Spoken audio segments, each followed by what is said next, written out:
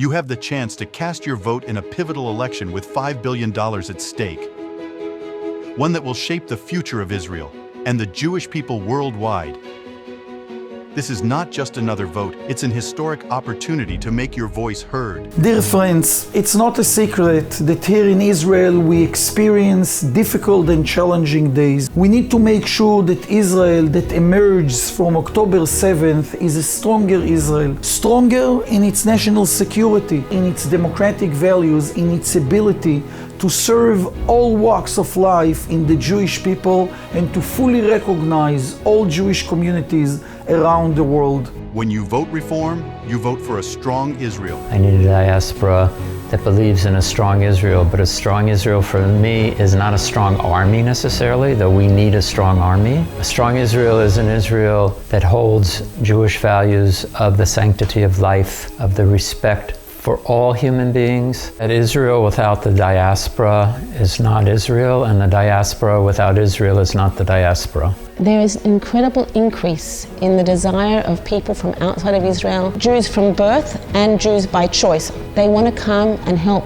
We want to strengthen the connection between Israel and the Jewish populations outside of Israel. Our voice in the Jewish national institutions make a direct and daily impact. When you vote reform, you vote for hostage release. Brother Keith there are no words since October 7th to describe anything in Israel and in life. On October 7th, Keith and Aviva were taken. They've been taken hostage. Since October 7th, I have been on a mission fighting in any way that I could to bring both my sister-in-law Aviva, who returned on the 51st day, and my brother Keith, who returned on 484th day.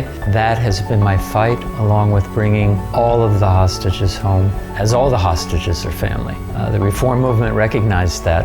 Jewish or not Jewish, Israeli or not Israeli, they all deserve to be home, they all need to be home. When you vote reform, you vote for a democratic Israel.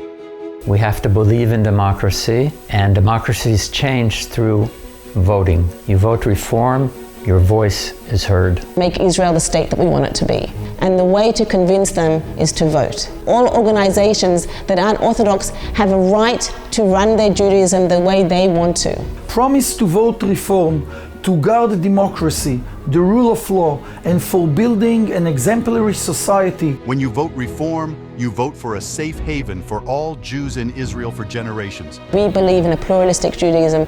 We believe that Israel is a state for all Jews. Our children and our grandchildren are at risk of not being welcome to the state of Israel and not having their Judaism recognized by the state of Israel if they don't have the reform movement there to protect them. The ultra-Orthodox parties running in the WZC election have pledged to get 100,000 votes to make sure Reform Jews are not welcome and not considered Jewish in Israel. We can't let that happen. You have an ability, an opportunity to make a real impact by voting for the elections for the Zionist Congress. Vote reform, vote for our future. We're on the right side. Our goal is to win, and we generally do win. It is essential to assure powerful representation for the reform movement in the Zionist Congress and all other national institutions. We must win. Vote reform. Number 3, voting reform supports the return of all hostages. A vote for reform number 3 on the ballot is the way that you can protect your children and your grandchildren for them to have a place in the state of Israel. Your choice today will influence generations to come.